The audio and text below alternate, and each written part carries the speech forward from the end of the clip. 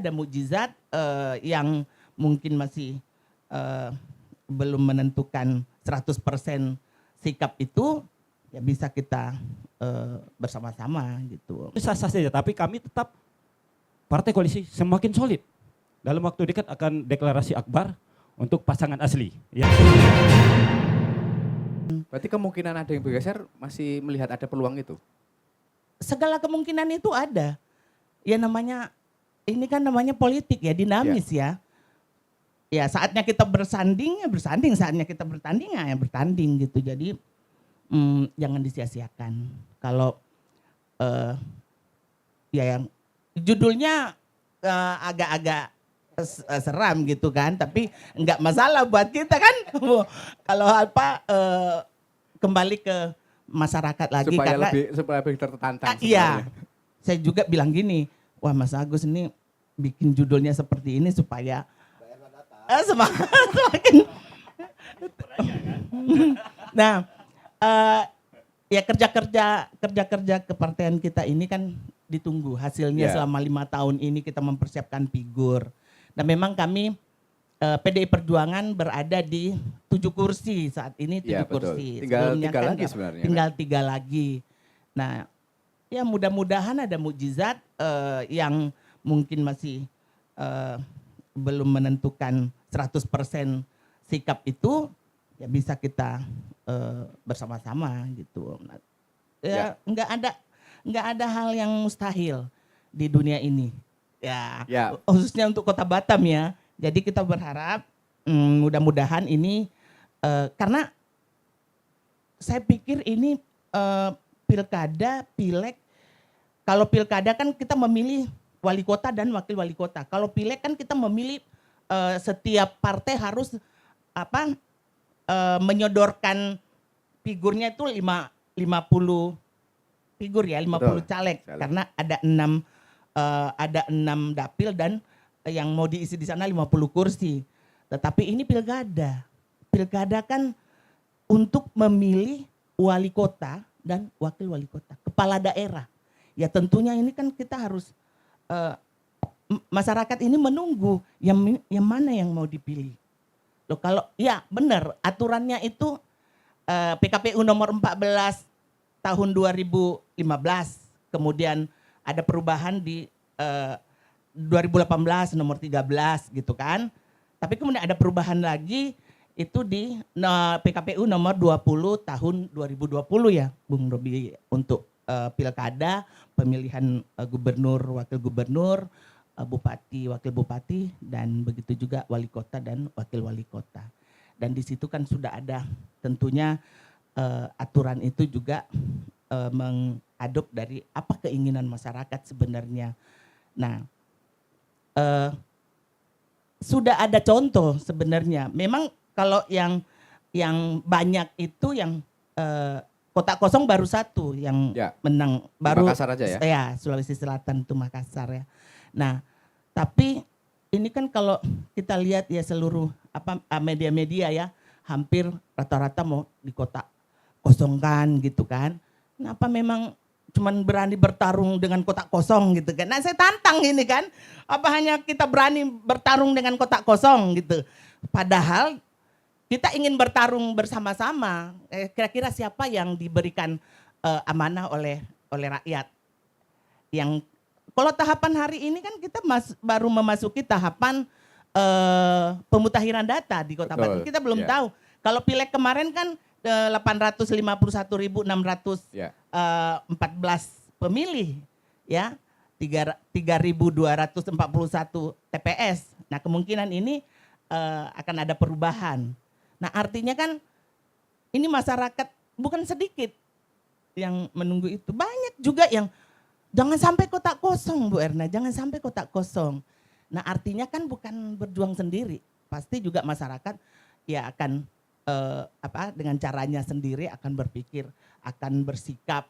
Nah ini yang kita harapkan jangan sampai yang dibilang tadi, jangan sampai ada arogansi hanya karena mungkin ya kita, wah kalau dengan kotak kosong udah pasti menang. Belum tentu. Belum tentu ya? Belum tentu. Apalagi di Kota Batam ini semakin hari semakin tahu kita bagaimana kita mengedukasi masyarakat itu untuk melek politik. Nah, sekarang juga sudah banyak termasuk ya Gen Z ya yang sudah masuk ke ranah politik. Nah, ini kita edukasi, beri kesempatan. Tidak semua itu berpikir instan. Ya. Nah, dengan melawan kotak kosong, saya sepakat. Bukan berarti tidak demokrasi, karena itu memang sudah diatur. Tetapi jangan hanya itu yang dituju gitu, jangan hanya itu yang tujuan kita bersama, tapi mari kita bangun, dan ajang pilkada ini juga menuju pilkada ini, prosesnya ini sebagai edukasi ke masyarakat supaya masyarakat semakin positif menghadapi partai-partai politik dan juga pertarungan-pertarungan baik legislatif maupun pilkada. Saya pikir itu Mas Agus. Soal soliditas partai pengusung. Ini ada upaya nih dari PDI ini Pak, untuk merayu-rayu nih. Gimana nih? Ini senior kita nih ya kan Mbak Erna ini kan, kalau dia udah bicara nih ya kita harus Ngeri-ngeri sedap. ngeri-ngeri sedap juga. Kadang-kadang ada jebakan Batman juga. Oh gitu ya. Tentu ingin saya ceritakan sedikit. Ya. Sama PDI juga partai petarung. Kami Betul. juga Gerindra tidak kalahnya. Ya. Partai petarung juga. Sebelum Bu Likulil Chandra bergabung atau kami Partai Gerindra menyatakan dukungan kepada Bapak Amsakar, kami jauh-jauh hari sudah bergerak. Dan Partai Gerindra bergerak untuk Bu Likulil Chandra itu sebagai wali kota Batam. Awalnya sebagai wali kota ya? Awal Ya. sebagai, karena rekam jejaknya dan dia adalah kader terbaik kami. Tentu kami sebagai kader Gerindra, pengurus PAC, DPC, ranting dan anak ranting dan DPD bergerak sampai saat ini. Boleh dikatakan samalah dengan Mbak Erna, ini kami partai petarung. Kalau boleh dikatakan kami mau bertarung secara jantan di lapangan. Kan begitu. Tapi hakikinya begitu mengerucut pasangan kami menjadi wali kota karena hasil survei kami pertimbangkan oleh DPP Partai Gerindra, akhirnya kami menyatakan rekom keluar untuk mendukung Bapak Amsakar dan berdampingan dengan Bapak Amsakar. Tentu ingin kami jelaskan bahwa kami sampai saat ini detik ini, petinggi partai kami, ketua DPD partai kami dalam rapat koalisi mengatakan jangan berlengah-lengah, jangan bersantai-santai, tidak ada bicara tentang kolom kosong, ini lawan. Kita harus bergerak dan sampaikan kepada masyarakat, tunjukkan kepada masyarakat bahwa partai kita, calon kita asli ini bisa diterima oleh masyarakat Batam. Jadi kalau Mbak Erna bicara seperti itu sah-sah saja. Sah-sah saja ya? Ya, kami partai koalisi sampai beberapa kali bertemu sudah siap untuk mengadakan deklarasi. Mungkin Artinya dalam peluang untuk pindah dukungan tidak ada? wah, tidak ada sama sekali. Terkunci ya? Terkunci karena saya kira rekam jejak Pak Amsakar Iya. 2 periode menjadi wakil wali kota, begitu juga Ibu Likulil Chandra menjadi wakil pimpinan Tangerang Selatan 2 periode, itu tidak terbantahkan dan sangat diterima oleh masyarakat Kota Batam. Saya kira yang menyatakan tidak demokrasi atau mau itu sah-sah saja. Ya. Nama juga usaha, ya kan? Ya. Namanya juga usaha untuk menarik simpatik atau memecah Perhatian ya? perhatian Konsentrasi partai. Ya itu sah-sah saja. Tapi kami tetap partai koalisi semakin solid. Dalam waktu dekat akan deklarasi akbar untuk pasangan asli, ya kan? Supaya baik kita akademis, petinggi-petinggi partai melek. Oh, ini semakin solid. Kalau ini tidak sesuai demokrasi, Ya. saya kira petinggi-petinggi kami tidak akan melangkah sejauh ini. Sah-sah saja kalau nanti 5 tahun atau 10 tahun mau mengubah aturan ini, tentu perlu proses yang panjang. Kalau ini tidak sesuai demokrasi, saya kira ya petinggi-petinggi kami, para partai koalisi, duduk santai tidak mau menciptakan kotak kosong. Ya, baik. Mbak Erna, solid nih Mbak Erna. Gimana nih, PDIP gimana upayanya nih? Solid ternyata. Saya kembali lagi sampaikan bahwa yang namanya kesempatan sebelum pendaftaran di KPU itu masih terbuka. Oh, masih terbuka ya. Jadi saya menanggapinya ya sah-sah aja gitu kan. Kita yang namanya tadi sudah saya bilang di awal sebagai petarung kita harus siap. Ya. Dan nggak mungkin ya kita sebagai partai politik kerja kita selama 5 tahun ini kan ditunggu oleh masyarakat. Masyarakat ya. Oleh masyarakat, khususnya pilkada ini ya. Sudah pilkada karena ini sangat penting buat kita semua. Dan tahapan yang sudah kita lalui ini kan tidak akan mungkin juga sia-sia. Sampai ya terakhir pendaftaran di KPU tanggal 27 sampai tanggal 29. 9.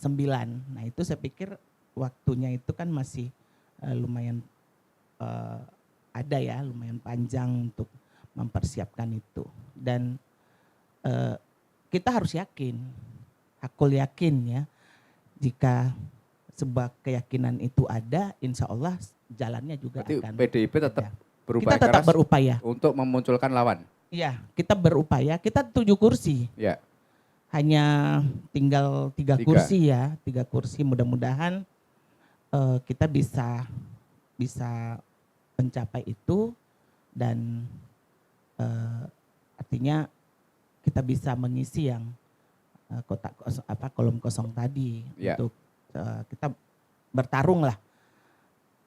Ini harapan terbesar kami dari PDI Perjuangan dan tentunya pilkada ini kembali lagi bahwa PDI Perjuangan itu sebagai menjadi partai terdepan untuk bagaimana ini dijadikan ajang edukasi juga kepada masyarakat. Kembali lagi ini sangat penting untuk mengedukasi masyarakat, tidak melulu kita menawarkan kotak kosong. Kalau kami PDI Perjuangan tetap akan menawarkan bahwa sepanjang masih ada kesempatan ini PDI Perjuangan tidak akan mungkin sia-siakan itu. Komunikasi harus terus terbangun dan ya saya pikir kalau niat kita baik juga akan mencapai yang namanya tujuan kita ingin yang baik, tidak mau yang instan-instan. Karena kita namanya bertarung kan ya ayo bertarung gitu kan. Iya, iya. Nah ini sayangnya kita memang 7 kursi tapi untuk menciptakan 3 kursi lagi kan tidak mungkin PDI Perjuangan diam. Betul, betul. Pasti kan kita bangun komunikasi. Ya. Ya dengan cara-cara yang komunikasi yang baik ya mungkin akan menghasilkan juga yang baik, hasil yang baik gitu. Nah itu yang harapan kita bukan sekedar harapan ini Mas Agus dan juga teman-teman yang lain, tapi kita harus pahami bahwa ini sebuah perjuangan. Sebuah perjuangan dan namanya perjuangan itu kan tidak ada habisnya. Betul, betul. Makanya saya bilang di awal, kesempatan itu masih terbuka. Masih Masih terbuka ada berapa ya? hari lagi nih sampai tanggal Belum melengkung jalurnya. 27 ya, Bang Awen ya. Itu. Jadi sepanjang masih ada waktu maka ya kita pun semakin semangat gitu kan. Jadi bukan juga berarti kita wah ini sudah kesana semua gitu Ya. kan. Terus kita diam, enggak. Enggak ya? Ya enggak Mas Agus, kita sudah 51 tahun PDI Perjuangan dan ya kita juga tahu kemarin bagaimana pileg ya. Ya. Kita menghadapi pileg, kami dari 8 kursi menjadi 7 kursi. Tetapi ya semangat itu tetap berkobar sama seperti Ya. bagaimana Baik. dulu.